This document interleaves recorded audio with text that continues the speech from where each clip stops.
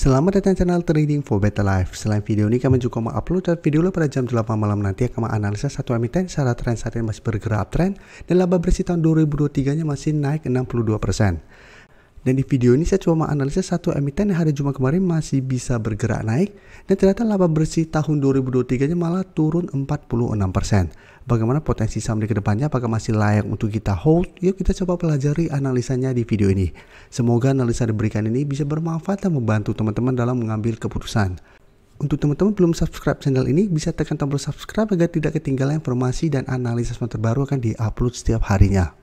Saham pertama akan saya analisa adalah saham MAHA. Saham MAHA hari Jumat kemarin masih naik 1% lebih ke harga 193. Bisa kita lihat di grafik, cara pergerakan MAHA saat ini memang sudah mulai membaik. Sebelumnya berada di bawah garis EMA 50, sempat turun mendekati harga sekitar 163. MAHA satu pelan-pelan mulai bergerak naik.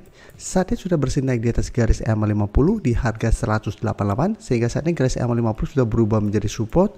Tapi bisa kita lihat dalam 2 minggu terakhir ini candle MAHA tidak terlalu oke, ada shadow ke atas yang lumayan panjang. Hari Jumat juga sempat naik di atas 200 mendekati garis EMA 150 di sekitar harga 208, tapi pada saat penutupan MAHA kembali berada di harga 193.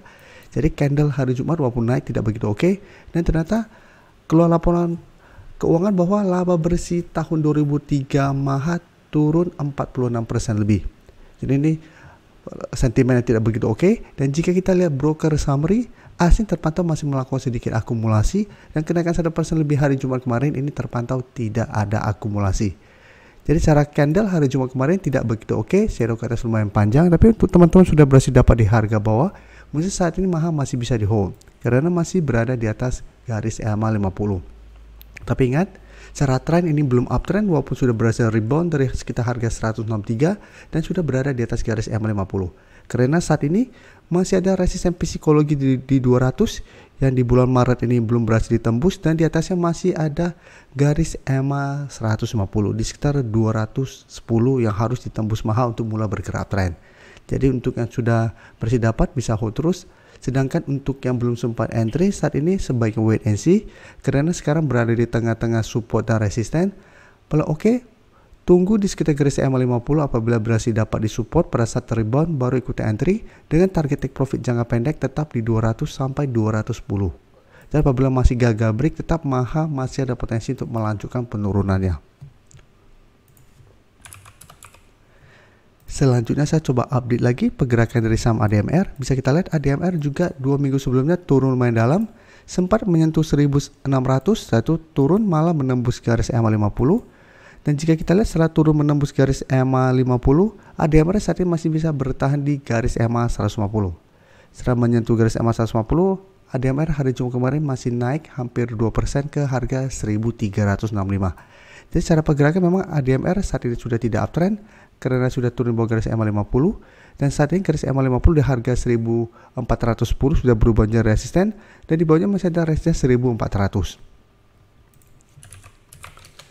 Dan bisa kita perhatikan di sini sebelumnya asing terus distribusi 1 minggu terakhir ini, tapi hari Jumat asing terlihat mulai masuk, dan di broker summary ini juga terpantau masih ada akumulasi. Jadi ADMR saya lihat masih ada potensi minggu depan untuk lanjut naik menuju 1400 sampai garis EMA 50. Dan ingat, ini merupakan target take profit apabila teman-teman sudah berhasil dapat di sekitar garis EMA 150. Karena apabila masih gagal break garis EMA 50, ADMR masih ada potensi untuk melemah kembali menuju garis EMA 150. Atau masih ada potensi untuk menembus garis EMA 150 dan mulai bergerak downtrend. Karena bisa saja ini hanya tactical rebound sementara setelah turun lumayan dalam dari sekitar 1500 atau sekitar 1600.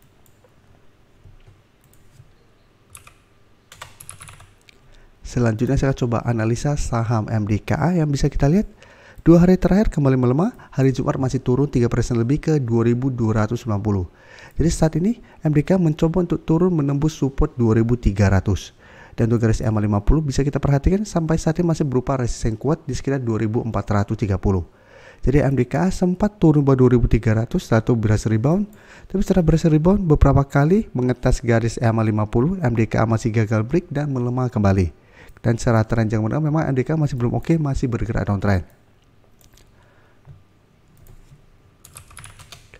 Dan dari data broker summary, jika kita perhatikan penurunan 3% lebih ini ada distribusi, asing juga keluar dengan jumlah sangat besar pada penurunan hari Jumat.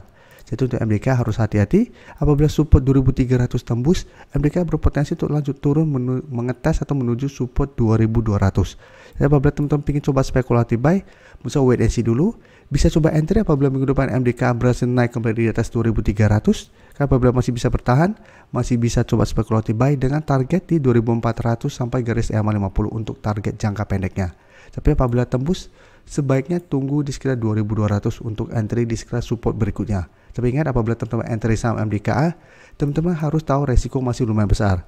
Kayak cara pergerakan ini masih bergerak downtrend. Jadi hanya manfaatkan technical rebound untuk entry di sekitar daerah support.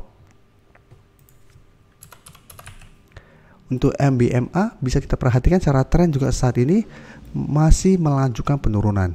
Jadi selalu saya jelaskan pentingnya garis EMA 50 150. Bisa kita perhatikan di sini MBMA sebelumnya membaik setelah berhasil rebound dari 550, sempat naik di atas garis EMA 50, setelah berhasil break lanjut naik mengatas garis EMA 150, mencoba break gagal, turun ke garis EMA 50 masih bisa bertanda rebound, tapi beberapa kali mencoba break garis EMA 150 selalu gagal, dan itu yang harus hati-hati karena tadi juga saya jelaskan, apabila sebuah saham gagal naik dari garis EMA 150 itu belum terkonfirmasi uptrend dan masih ada potensi untuk melanjutkan penurunan.